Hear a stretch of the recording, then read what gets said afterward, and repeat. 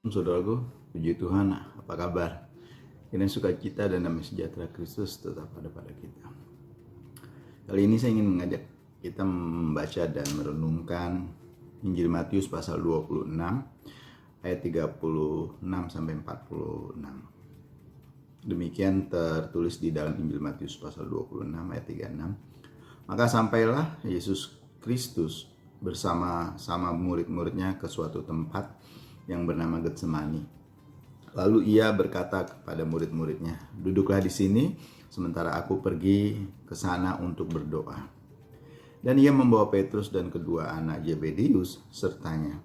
Maka mulailah ia merasa sedih dan gentar, lalu katanya kepada mereka, "Hatiku sangat sedih, seperti mau mati rasanya.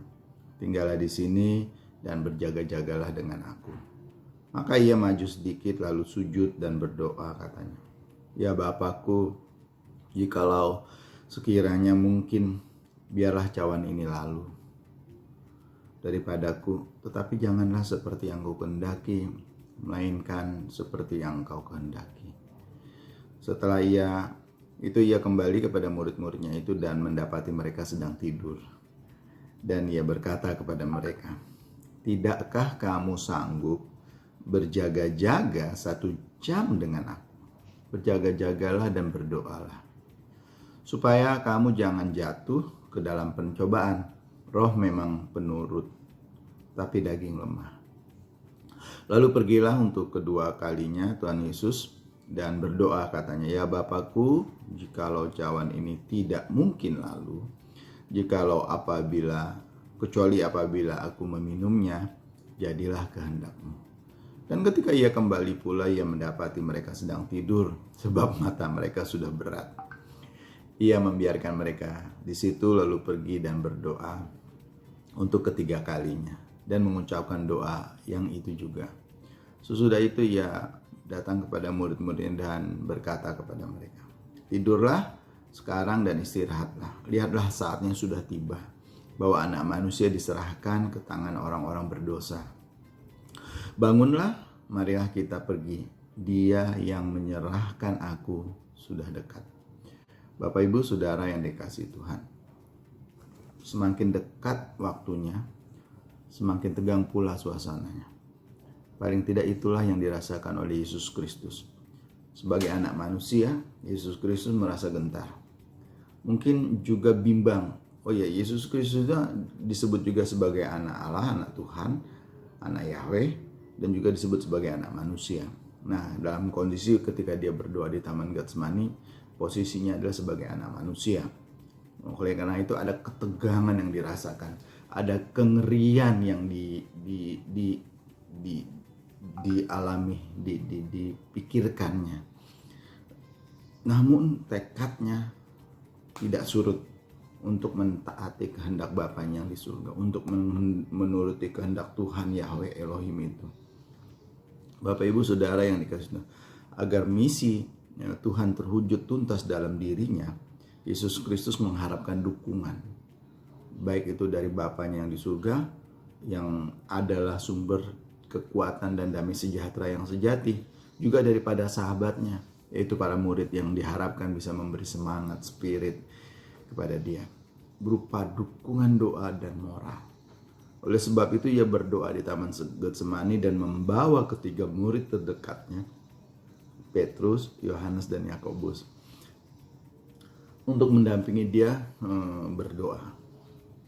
Sayangnya daging para murid ini lemah, makanya di ayat 41 tadi kan, roh memang penurut tapi daging lemah, membuat mereka gagal untuk memberikan dukungan kepada Yesus Kristus, guru dan sahabat mereka, yang saat itu benar-benar membutuhkan dukungan.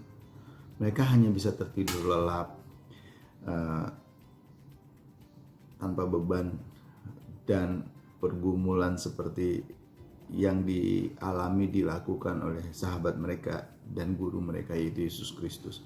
Mereka bukan hanya gagal mendukung Yesus, tetapi juga diri mereka sendiri gagal mengantisipasi kedahsyatan peristiwa penangkapan Yesus Kristus setelah Yesus berdoa.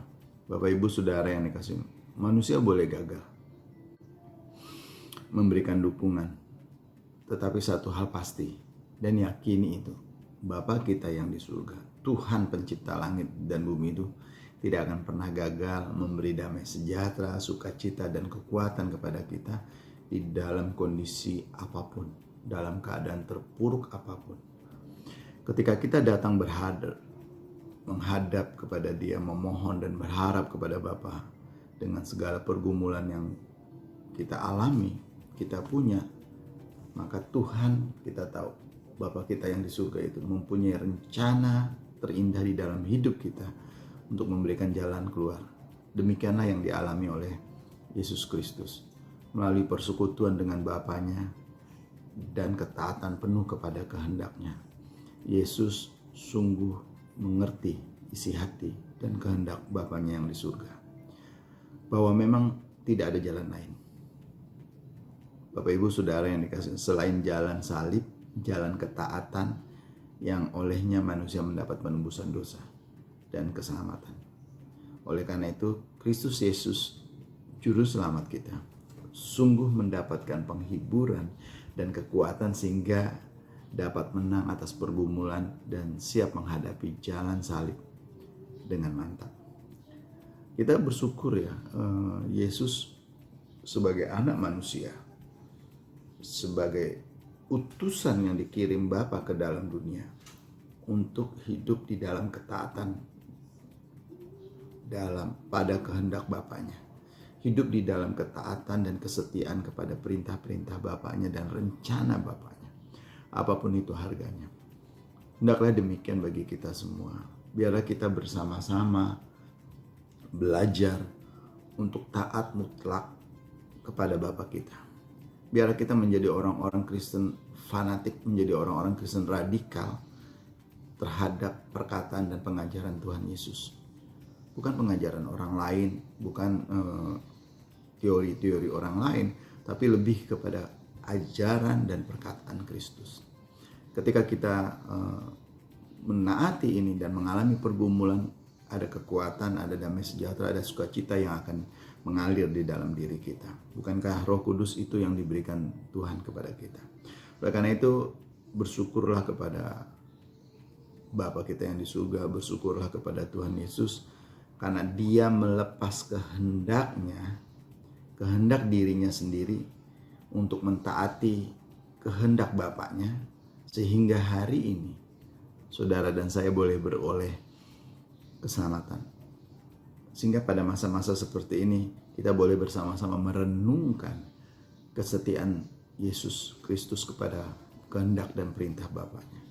Biarlah kita bersama-sama mau meneladani apa yang sudah dicontohkan oleh Tuhan Yesus. Oleh karena itu, maukah Bapak Ibu Saudara belajar untuk melepas ambisi pribadi, keinginan-keinginan diri sendiri, sehingga keselamatan kita itu benar-benar nyata dan bisa mengalir ke orang lain. Mari kita belajar untuk terus taat. Mari kita belajar untuk setia kepada perintah dan ajaran Tuhan kita Yesus Kristus. Tuhan memberkati kita semua. Terima kasih Bapa atas anugerah dan kebaikan-Mu. Kami bersyukur karena Engkau mencontohkan, memberi teladan yang baik bagi kami. Kami bersyukur buat anugerah dan kebaikan-Mu. Di dalam nama Tuhan Yesus kami mohon berikan kesetiaan, berikan kehendak, berikan keinginan kepada kami untuk menuruti setiap perkataan dan perintah-Mu. Di dalam nama Tuhan kami Yesus Kristus. Haleluya. Amin.